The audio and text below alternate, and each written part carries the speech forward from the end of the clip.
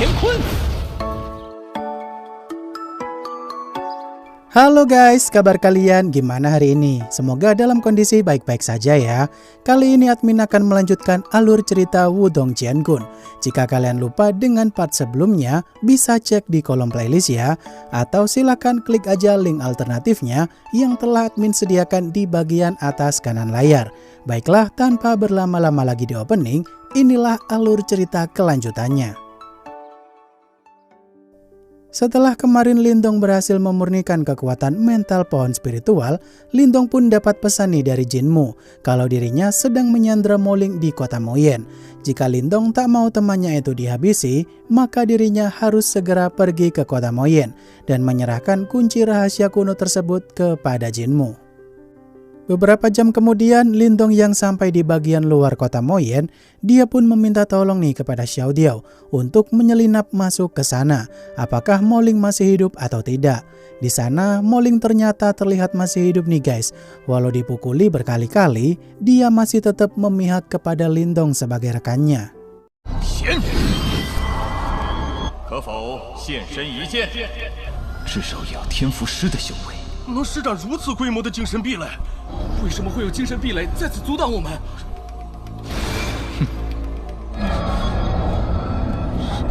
风。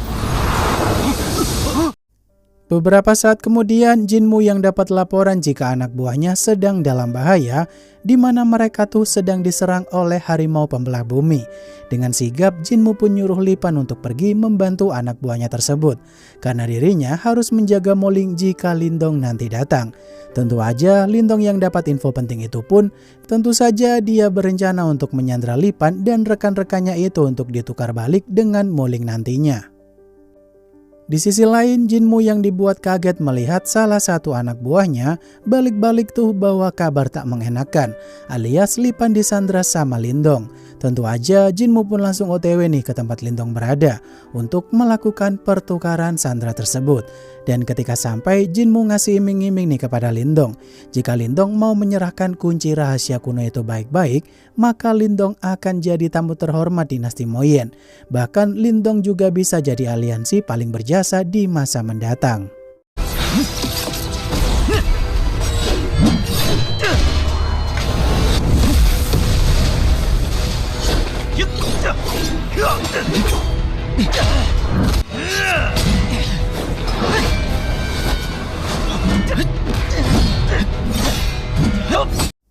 Lindong yang tak mau basa-basi karena tak tertarik dengan jabatan yang ditawarkan barusan, Lindong pun nyuruh segera melakukan barter itu aja. Dan ketika barter dimulai dan masing-masing sandra udah dibebaskan, kepergian Lindong pun mulai dihalang-halangi lagi sama Jinmu, karena dirinya masih mau merebut kunci rahasia kunonya Lindong secara paksa. Kata Lindong sih, kalau mau baku hantam sih ayo-ayo aja, mumpung Lindong juga pengen uji kekuatan barunya pula.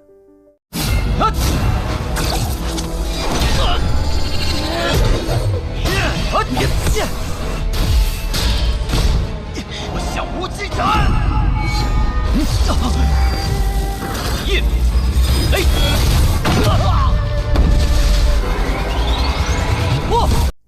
，Melihat Lindong mampu mengimbangi Jinmu tanpa kesulitan sama sekali, tentu aja hal itu pun membuat Moling serta Lipan terkaget-kaget tuh. Kenapa Lindong tak terlihat kelelahan sama sekali saat melawan Jinmu? Walau kekuatan mental Lindong hanya naik satu tingkat doang, tapi perbedaan kekuatannya dengan kemarin tuh sangatlah beda jauh banget. Di momen itu, Jinmu pada akhirnya mulai serius, tentu aja Lindong juga mulai sedikit serius meladeni Jinmu.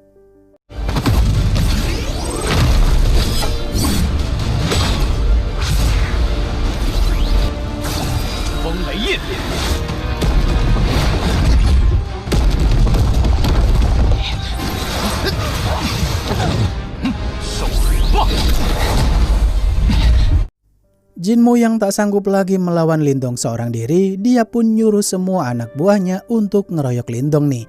Namun sayangnya mereka bukanlah tandingan Lindong walau dikeroyok sekalipun. Setelah itu Lindong yang mau pergi dari sana, langkah kakinya pun dihentikan oleh seniornya Jinmu yang bernama Sichuan, yang dari tadi mengamati pertarungan Lindong dari kejauhan. Di momen itu Lindong milih untuk pergi nih menghindari pertarungan tersebut, karena ada keanehan yang disembunyikan Sichuan walau dia berada di ranah nirvana tingkat 1.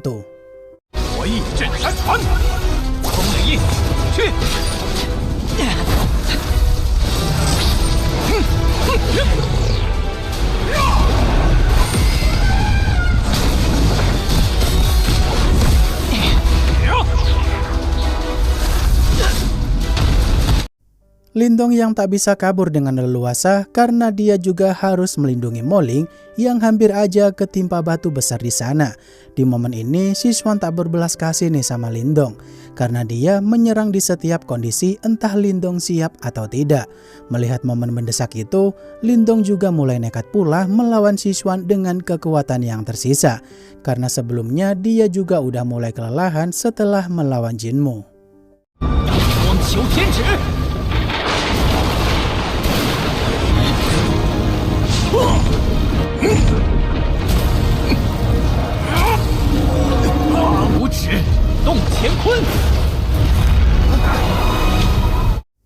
Melihat Lindong kena serangan telak sampai dia tak terlihat lagi di tempat itu, tentu aja Sichuan cengar-cengir dengan senyum remeh di momen tersebut.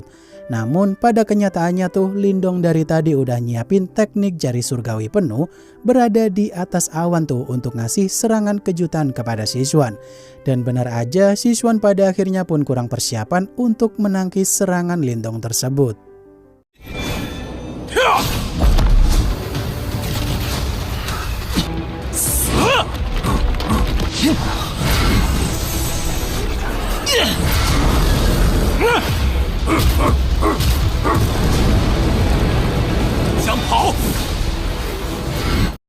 Lindong yang benar-benar udah kelelahan karena semua kekuatan spiritualnya hampir habis, ternyata Sichuan masih belum kalah juga nih guys.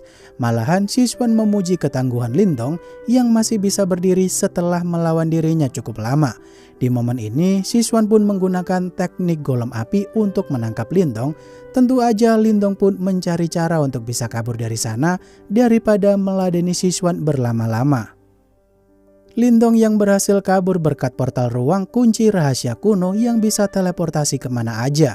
Tapi sayangnya Lindong harus menerima kenyataan pahit nih guys, jika Xiaoyan terkena serangan Sichuan saat mau pergi tadi.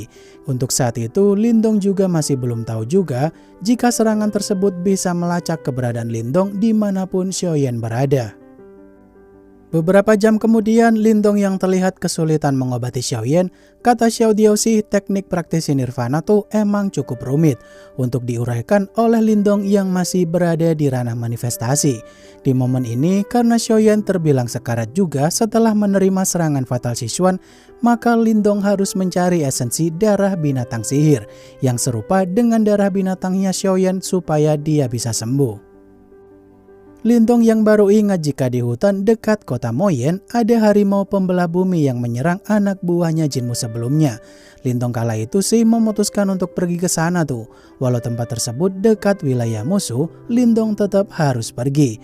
Di sini Moling yang pengen ikut bantu Lindong, tentu aja Moling diminta untuk istirahat dulu. Toh juga dia sedang terluka parah pula.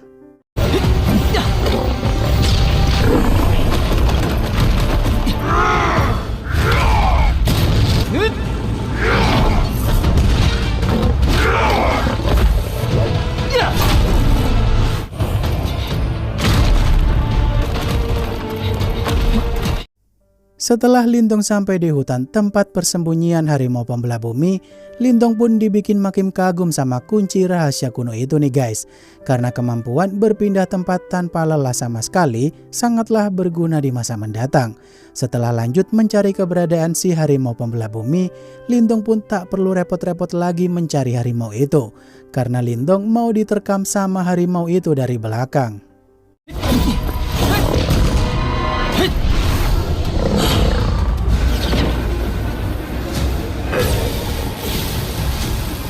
掌！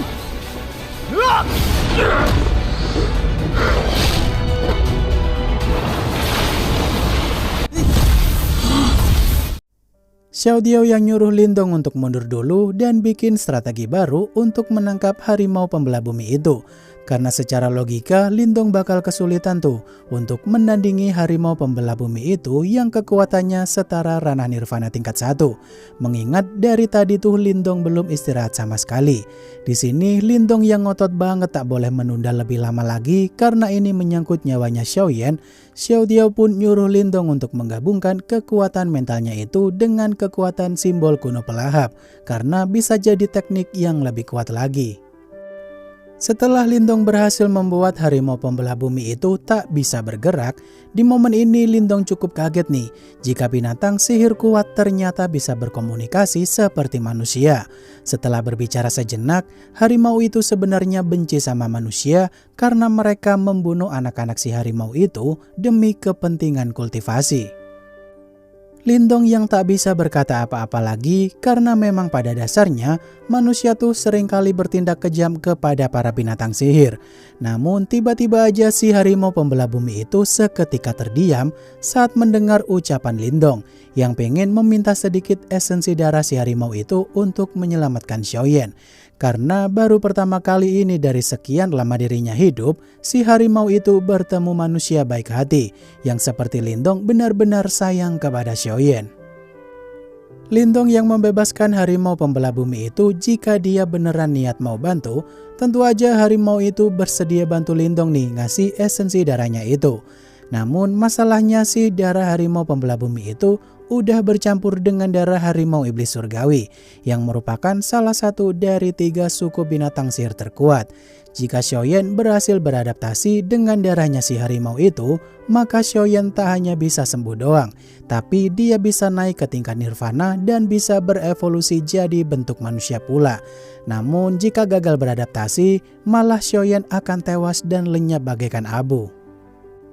Lindong yang yakin sepenuhnya jika Xiaoyan pasti bisa melewati masa kritis ini dan bisa sembuh pula, dia pun segera bergegas pergi mencari tempat untuk mengobati Xiaoyan. Tentunya dengan arahan dari Xiao Diao secara penuh supaya tak ada kegagalan apapun. Namun saat keberadaan Lindong berhasil ditemukan oleh Sichuan yang berhasil melacak keberadaannya Lindong, sayangnya adegan tersebut adalah ending dari episode kali ini. Waduh, bakal ada baku hantam part 2 nih antara Lindong melawan Sichuan. Kira-kira Xiaoyan bakal bisa evolusi nggak tuh jadi bentuk manusia? Untuk kelanjutannya sabar ya guys, karena sedang diedit juga untuk part berikutnya. Akhir kata, terima kasih buat kalian yang udah nonton sampai akhir dan sampai jumpa di video selanjutnya ya. Bye-bye.